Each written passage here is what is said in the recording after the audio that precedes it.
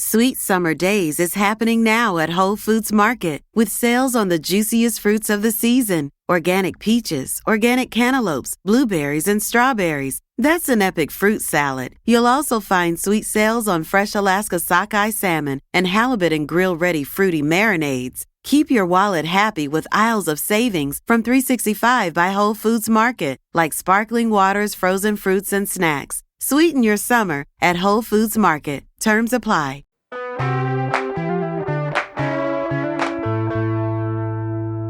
Today on CityCast Boise, we love the vendors and volunteers at the Boise Farmers Market, but how's the vibe? Contributor and ag kid Jocelyn Robertson is here to tell us what you can't miss at the market right now, plus she shares how not to act while you're there.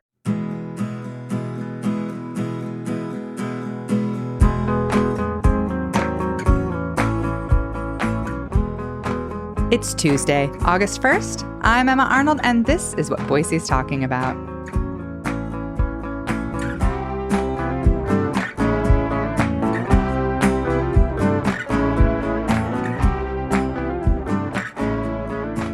Hi, Jocelyn. Welcome back to CityCast Boise. Hi, Emma. Nice to be back. So we met last weekend at the Boise Farmers Market, the one off Americana, and I just want to start by talking about the vibe. Well, we met. Also, so did everybody else in the city of Boise and maybe surrounding area. Yeah. It was the most packed I have ever seen it. The parking lot was full. All the parking lots around were full. People were walking great distances, parking at the park and walking over. I've never seen it like that before. I was there before 9 and I texted you and said, there's no parking. And it's like, it isn't even open yet. So yeah, for sure. It was very, very busy. And it is the place to be on a Saturday morning in Boise.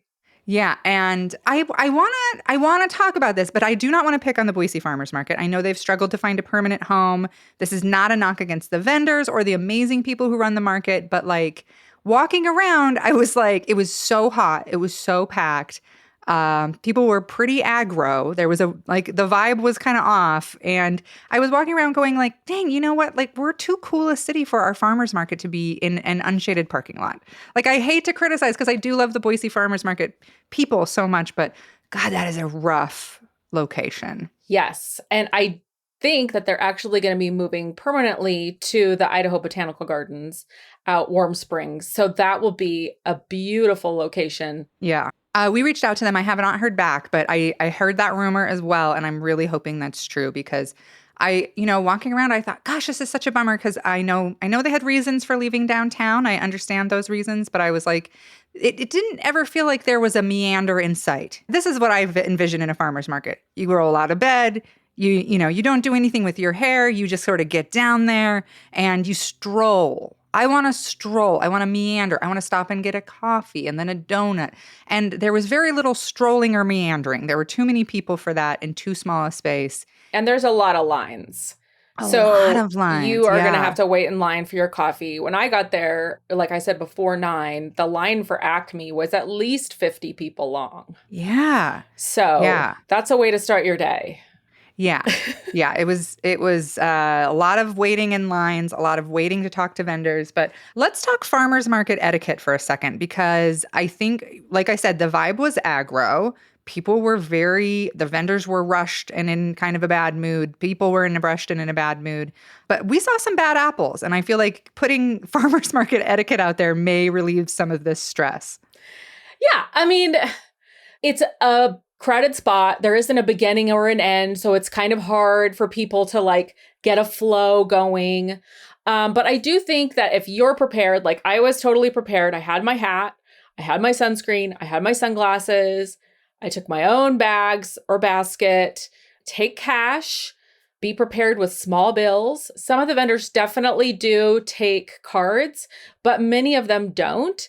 A lot more than I realized. Right. Like I hadn't brought cash. Luckily, you loaned me $7, and which I'll never pay you back probably, but but I was like, oh crap! It didn't even occur to me that a lot of these people would be all cash, and so yeah, definitely bring cash is a big one. And they do have an ATM there, but I have seen it on the fritz a number of times, so don't count on the ATM working. And don't take your dog. Yes. Every single time I go, somebody's brought their dog. There's signs everywhere. No dogs, no dogs, no dogs. And it's just not the place. I mean, we love to take our dogs out. We like, to take them on the green belt, things like that. But it's just not the place to take your dog.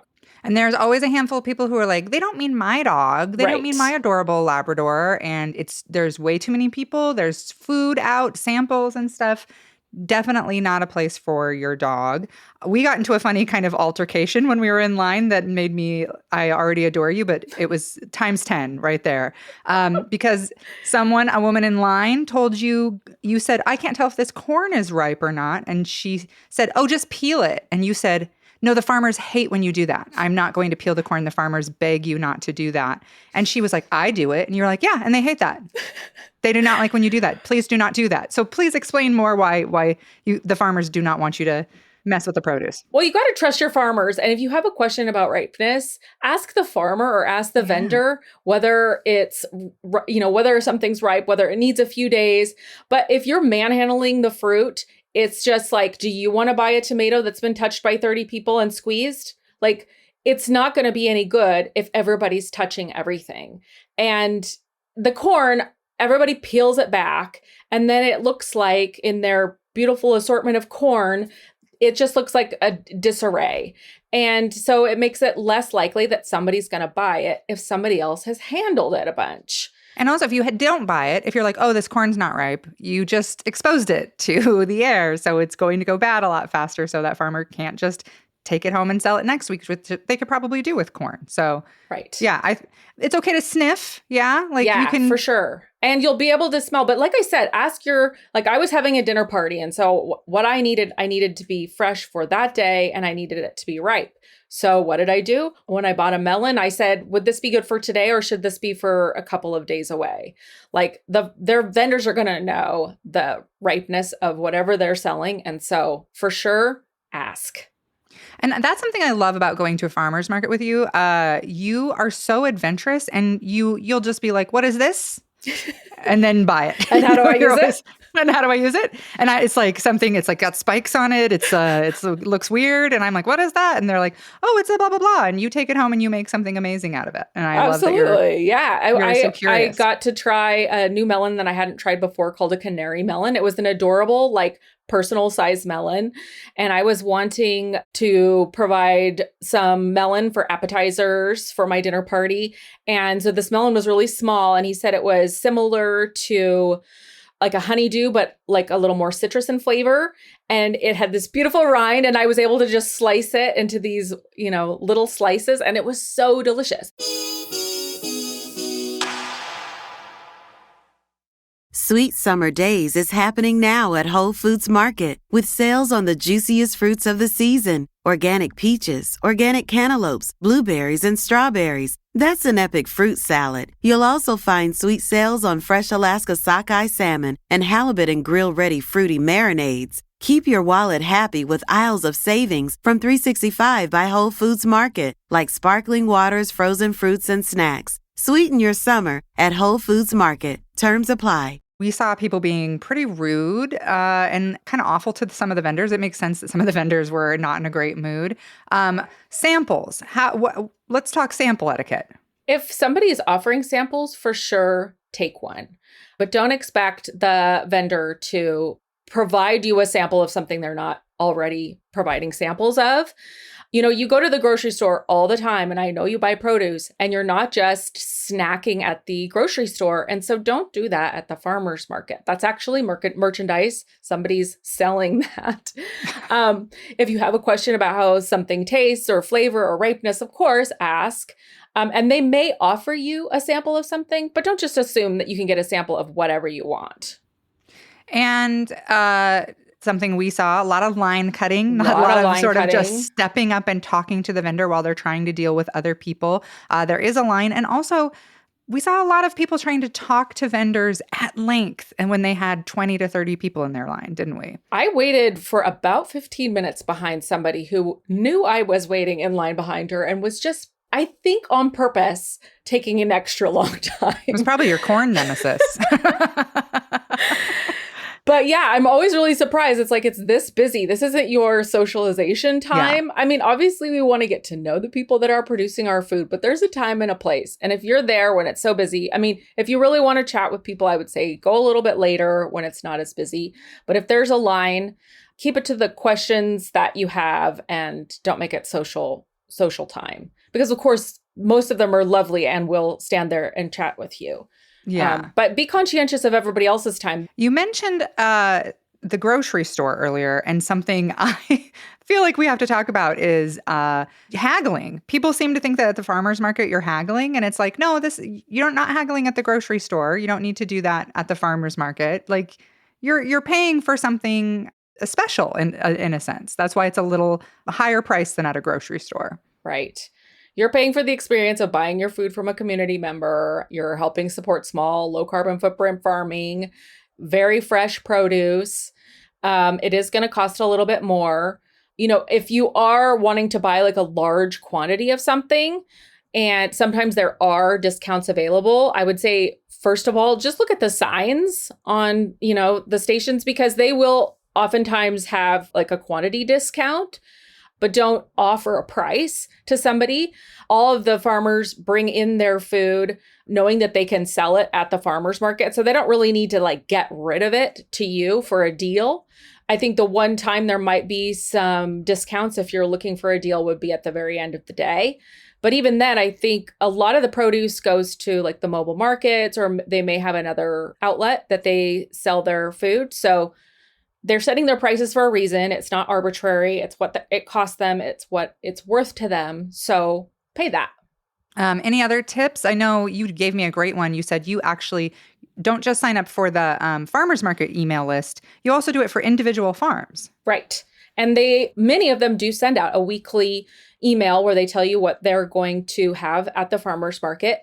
I know Purple Sage, I belong to theirs. They have beautiful photos always of their produce, which gets you really in the mood to shop. And they send out recipes that include the items that they'll have at the market that week. So they give you ideas of maybe some things that you might want to make. They also will offer you, if there are discounts or deals or things like that, that would be through their email list. So I would sign up for that. Well, and something else, I tend to, when I go, I kind of hit like the same 3 stalls. And something I loved going with you because you were like, no, I try to get like hit a range of vendors here.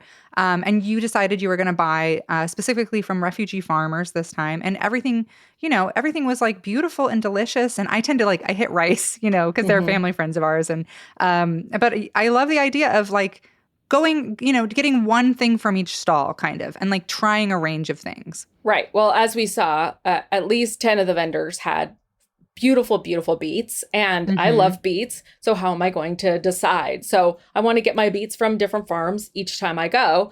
I think they're probably really similar in quality. So it's not about getting, the best quality from one vendor. It's about, supporting all of our local farmers. And we do have a lot of refugee farmers now at the farmers market and fabulous produce. All right. So let's talk about it. What did you get?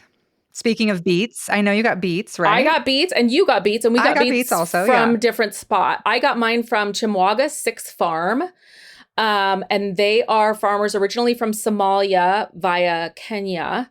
I got beets and carrots. Then from Graceful A Veggie Farm, I got corn and garlic. I got Swiss chard and spring onions from Mbanda Farm. Again, they've been in the United States since 2004 from Kenya.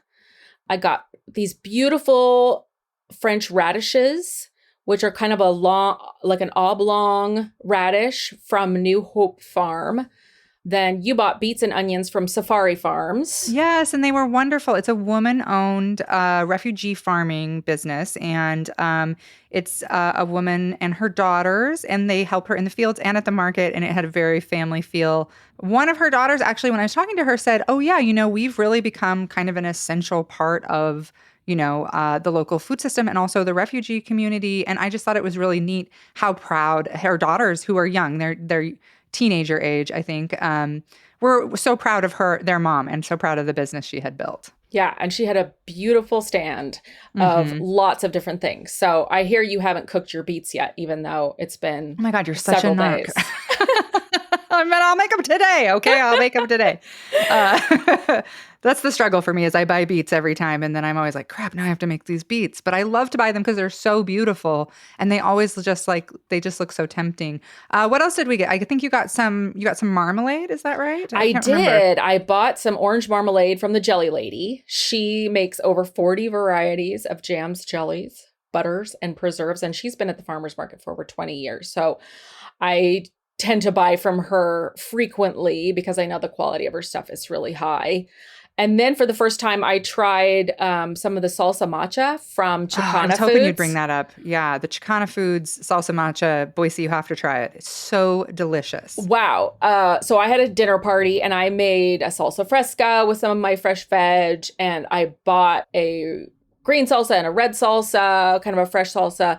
And then I had this salsa matcha, and it was the hit of my dinner party. Everybody loved it. So a salsa matcha, which is made using like seeds, nuts, chilies, oils, dried fruit. So it's a really different, it's almost more like a chili crisp style salsa. And this one is made by Allison Corona with the help of her sisters, Claudia and Giovanna. And they use traditional family recipes that have been handed down over decades. And they're definitely worth it.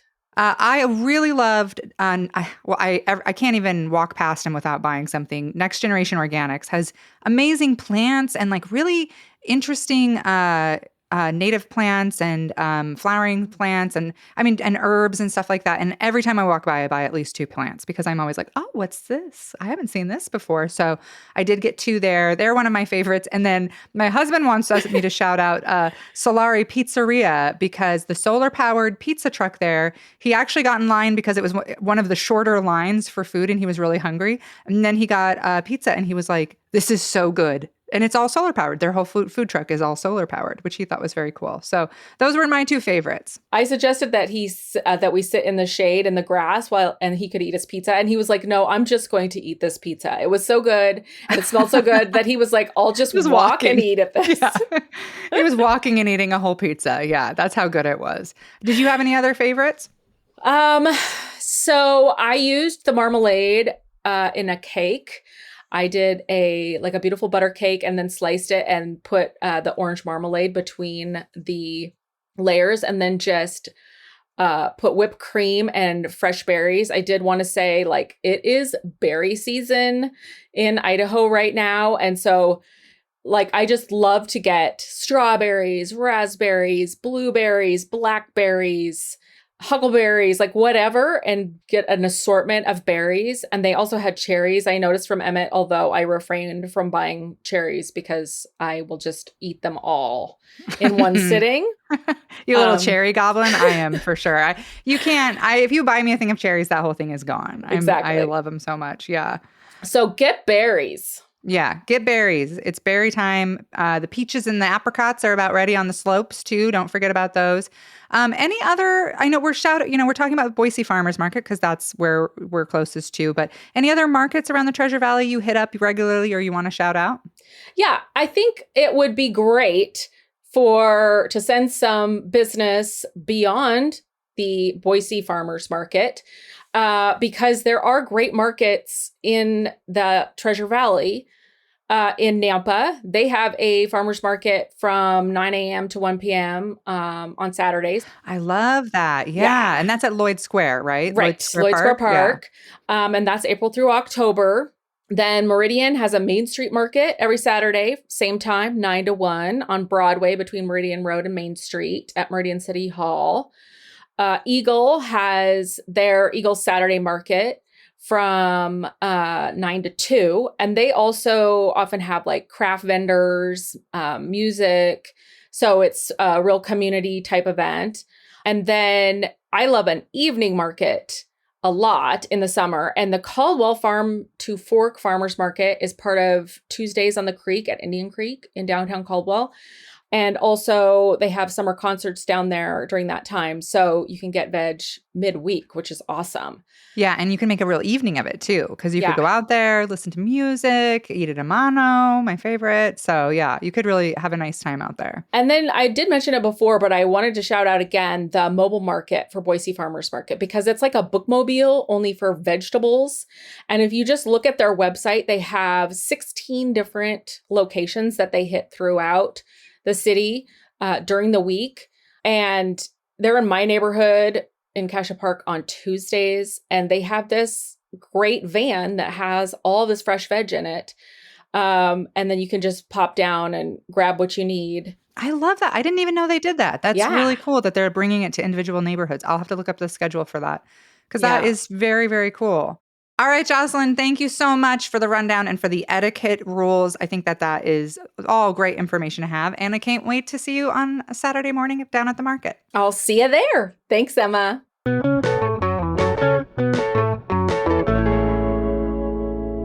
And before you head out, when we taped this episode, the news about the Boise Farmers Market eventually moving to the Idaho Botanical Garden was just a rumor, but according to the Idaho Statesman, it is confirmed. The nonprofit has struggled to find a home since it was founded 11 years ago, but once phase 1 of the garden's updates are done in a few years, they will finally have a year-round space for around 100 to 125 vendors.